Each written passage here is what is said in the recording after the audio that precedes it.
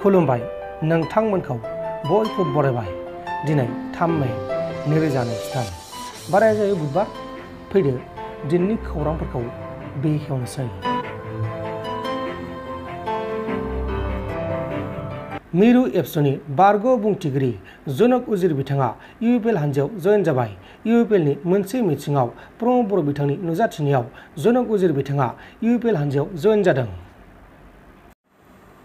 उदालगुरि जिल्लानि माजबाद पुलिस पादानि सिङाव थानाय लालपानि आउटपस्टनि बेन्दोङाव थानाय सिखारि दाङानिफ्राय मैया उदालगुरि पुलिस बिफाना गोख्रों सिग्रोमनानै आयेननि बेरेखायै दोननाय गोबां बिबांनि हाथियार बोखांनो हादों। नाथाय बेफोर हाथियारफ्रा सोरनिमोन, बबेनिमोन, बबे मोनसे हान्जानिमोन बेखौ दासिमाव गुमुर मोनथ'नाय जायाखै। दा बे जाथायनि सायाव नायबिजिरनाया सोलिगासिनो दङ। BSFआ इन्ड'-पाकिस्तान बर्डार साखाथियाव आयेननि बेरेखा पाकिस्ताननिफ्राय भारतआव ड्राग्स फालांगिरि खालामग्रा सानै ड्राग्स फालांगिरि पाकिस्तानिखौ गुलि गावना बुथारदों आरो बिसोरनिफ्राय 3 किल'ग्रामनि ड्राग्सबो बोखांनो हादों। हाग्रा महिलारि बिथाङा नंखाय बाथ्रा बुंनानै राजखान्थि गेलेयो आरो सिगांनि समाव हुमखि होनानै रां होनानै राजखान्थि गेलेदोंमोन।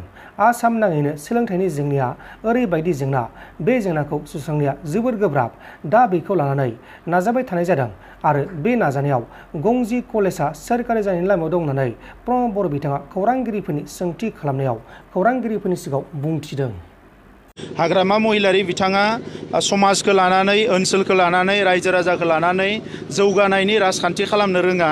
ओंखायनो बिथाङा सोरखौबा दाय होनाय, मा होनाय, नङै बाथ्रा, नंखाय बाथ्राफोरखौ बुंनानै बानसावनानै राजनिति खालामो आरो सिगांनि समाव मानसिफोरखौ सिगिनानै थाखा फैसाजों बायनानै राजनिति खालामदोंमोन आरो दायो बिथाङा नङै खोथाफोरखौ बुंनानै बेबायदि राजनिति खालामदों।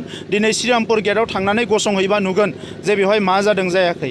आं नोंथांमोनखौ खावलायदों, नोंथांमोना सानसे थांनानै श्रीरामपुर गेटआव सानसेया था, ओंखाम जानाय, दै लोंनायनि बेबस्थाखौ आं खालामगोन आरो बिनि उनाव नोंथांमोनानो बुं जे सिन्डिकेट जादों ना मा जादों। खिन्थु जों रोखायै बुंनो हायो थांनाय 10 बोसोराव मा जादोंमोन।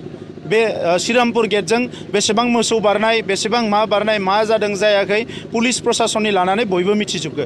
दा नंखायनो बेफोर खोथाफोरखौ बुंनानै हाग्रामा महिलारि बिथाङा गावनि माखासे गोरोन्थिखौसो बुरखांनाय जायो। दा बेनिखायनो बेफोरखौ बुंना लाब गैया। सिगां पावाराव थानाय समावबो रायजोनि साननो रोङाखिसै, दा अपोजिसनाव फैनानैबो मालायखौ दाय होनायनि बादै रायजोनि जेबो साननो रोङाखै। बै समाव फरायसालिफोरखौ थिग खालामाखिसै, लामा सामाफोरखौ नांगौ बायदि थिग खालामाखिसै, जोंनि सुबुं धोन जौगाहोनांगौ लाइमोनफोरनि थाखाय जेबो मावाखिसै, स्पर्ट्सनि थाखाय जेबो मावाखिसै, कालचारनि थाखाय जेबो मावाखिसै। दा दिनै जानला मानला खोथा बुंनानै राजनिति खालामनाया जोबोद लाजिनांथाव। 6.3 लानानै गभर्नमेन्टजों खोब फ्रिकुवेन्ट रायलायबाय थानाय जादों। नाथाय खोथाया जाहैबाय मा, आसाम नाङैनो सोलोंथाइनि जेंनाया ओरैबायदि कमप्लिकेटेड जेंना, बेखौ सुस्रांनाया जोबोद गोब्राब। दा बेखौ लानानैनो नाजाबाय थानाय जादों। गंजी कलेज प्रभिन्सियेलाइज जानायनि लामायाव दङ, बिनि माखासे फर्मुला बरनबाय थादों। नोंथांमोन दासिमनि माखासे खौरांफोरा बेखिनिनोमोन। बेखिनिसिम नायनायनि थाखाय नोंथांमोननिसिम रोजा रोजा साबायखर। गोजोन्थों। एसेनोसै। जै बर' हारिनि।